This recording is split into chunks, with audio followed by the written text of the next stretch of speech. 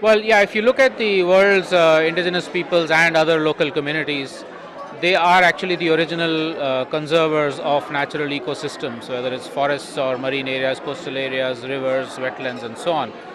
And that's a phenomenon that actually continues. So we're actually talking about thousands of millions of hectares of land and seas which are under some form of governance by indigenous peoples and local communities. So what we're saying is that actually if we start recognizing these as being areas important for conservation, and of course for their own livelihoods and for ecosystem functions and so on, we can greatly expand the system of protection and conservation across the world, and also be able to provide them some kind of safeguards against the kind of threats they face from things like mining and dams and inappropriate developments. So essentially we're saying let's recognize the conservation practices of indigenous peoples and local communities. What do we really mean by indigenous peoples though? Because you probably say I'm indigenous to England and I have a small garden, so that's the area which I conserve. But we obviously don't mean that. What do we mean by indigenous peoples? Well, there's a long-standing UN debate and discussion on this, but if you look at the UN Declaration on Human Rights, on the rights of indigenous peoples, or the UN Standing Working Group on Indigenous Peoples, it's essentially about peoples who have originally been in a particular part of the world and have a self-defined, defined sort of what should I say, administered territories, and culturally also they are distinct. So there are many different criteria that are used by themselves to define themselves as indigenous. But we're also saying that there are, the example you gave, for instance, there are also a lot of what may not be classified as indigenous but are local to particular areas and have been around for a long, long time, generations, which could be then classified as local communities. In India, as an example, you have both the original Adivasis or the tribal peoples and indigenous peoples, but there are also a lot of non-indigenous peoples, local communities who may have come more recently but are still 200, 300, 400 years old, and they also are part of conserving, looking after their natural resources.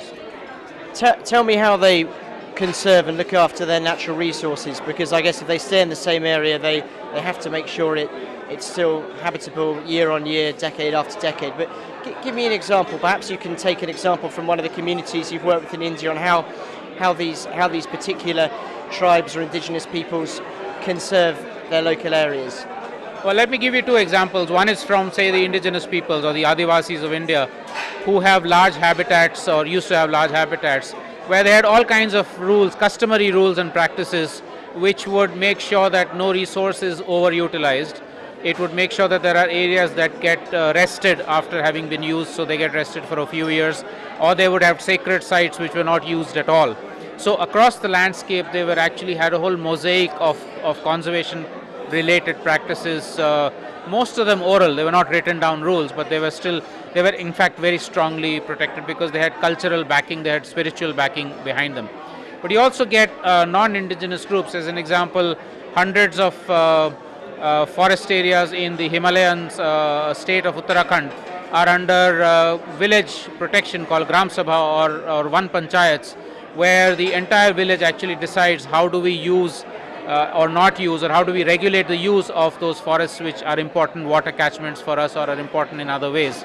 And that is, again, some of them might even have written rules and practices which get adapted and modified depending on what is required.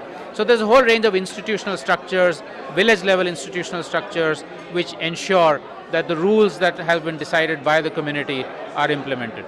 And are these areas that they administer, are they recognized by the state? In some cases, for instance, the Himalayan example I gave have been recognized for the last 80 years.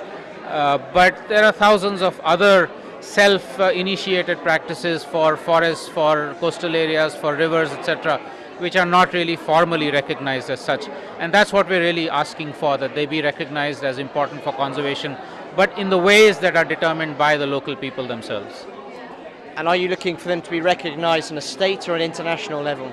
At both levels. First of all, the states need to recognize them as areas of national significance, but then there is also an international registry process through the World Conservation Monitoring Center, which now is specifically beginning to register indigenous and local community, indigenous peoples and community conserved areas. And politically, what kind of voice do these peoples, maybe focusing again on India, have? It seems that from what we've read over the past week here being out in India, there have been a lot of protests against exploitation of forests, mining operations in certain parts of India, which have been led by local communities, by small tribes who have sometimes reacted quite fiercely to encroachment. But realistically, what kind of political voice do these guys have in India? Well, if you look at it, the Constitution of India and many laws do provide the guarantees for these indigenous peoples and local communities, but there's widespread violations of those. So what they're trying to do is mobilize themselves as peoples and then networks of peoples and communities across the country so that their political voice actually increases. We've had this problem, however, that in the last 20 years, the kind of globalized development and push for economic growth has been so powerful and so strong that many times these voices get drowned, which is why it's really important for conferences like this to also recognize that these voices are important, and it provides them some support to actually become politically more powerful. And if there is a forest and a tribe lives there, but underneath that forest there is solid gold or platinum or uranium, would you really expect the government who would you expect the government to back? Because they're going to side with the industry, aren't they, the developers? Absolutely they are, but the question we ask is, suppose for instance under this international convention center you found gold.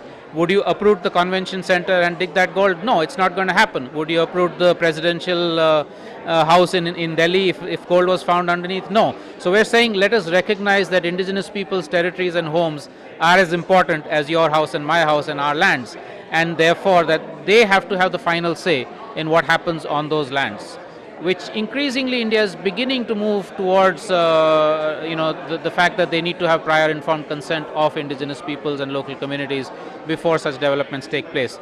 But you're right that right now, if this was a choice, the Indian government would choose the mining rather than the people, which is therefore still a struggle.